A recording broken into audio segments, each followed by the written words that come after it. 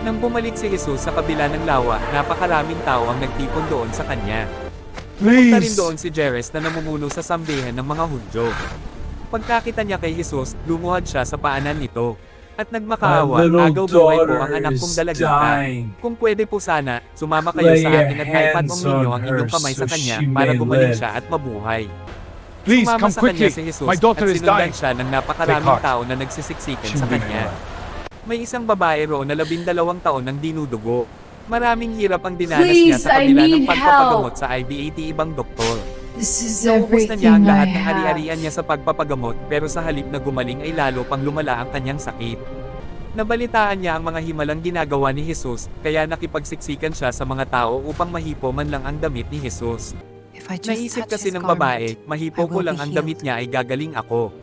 Nang mahipo nga niya ang damit ni Jesus, biglang tumigil ang kanyang pagdurugo at naramdaman niyang magaling na siya. Who Agad namang naramdaman ni Jesus na may kapangyarihan na touched lumabas my sa kanya, clothes? kaya lumingon siya at nagtanong, sino ang touched humipo sa him? damit Was it ko? you?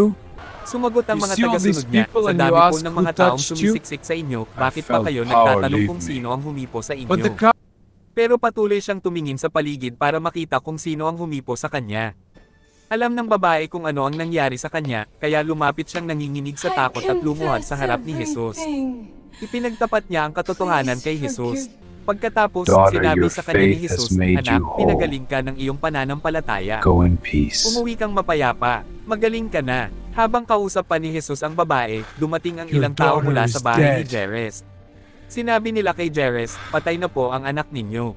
Huwag NYO nang abalahin ang guro. Pero hindi Do not pinansin be ni Jesus afraid. ang sinabi nila. Only Sa halip, believe. sinabi niya kay Jairus, huwag kang matakot.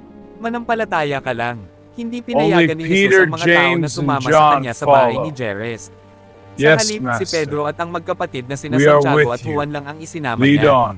Pagdating nila roon, nakita ni Jesus na nagkakagulo ang mga tao. May mga umiiyak at may mga humahabulbol. Pumasok siya sa bahay at sinabi Why niya sa this mga tao, commotion? bakit kayo nagkakagulo at Child is nag-iiyakan? not dead. Hindi patay ang bata It's kundi sleeping. natutulog lang. Pinagtawanan siya ng mga tao. Kaya pinalabas niya silang lahat maliban sa AMAT ina ng bata at sa tatlo niyang tagasunod. All of you. Pagkatapos, pumasok sila sa kwartong kinaroroonan ng bata. Hinawakan niya sa kamay ang bata at sinabi, Talitha Felipe kum. ko, na ang ibig sabihin ay, Nene, bumangon ka. Bumangon naman agad ang bata at nagpalakad-lakad, 12 taon na noon ang bata. Labis ang pagkamangha ng mga tao sa nangyari. Pero mahigpit silang pinagbilinan ni Jesus na huwag ipagsabi kahit kanino ang nangyari. Pagkatapos, sinabihan sila ni Jesus na bigyan ng makakain ang bata. Marcos Tell no Kapitulo one. 5 versikulo Give her something to 21 eat. hanggang 43.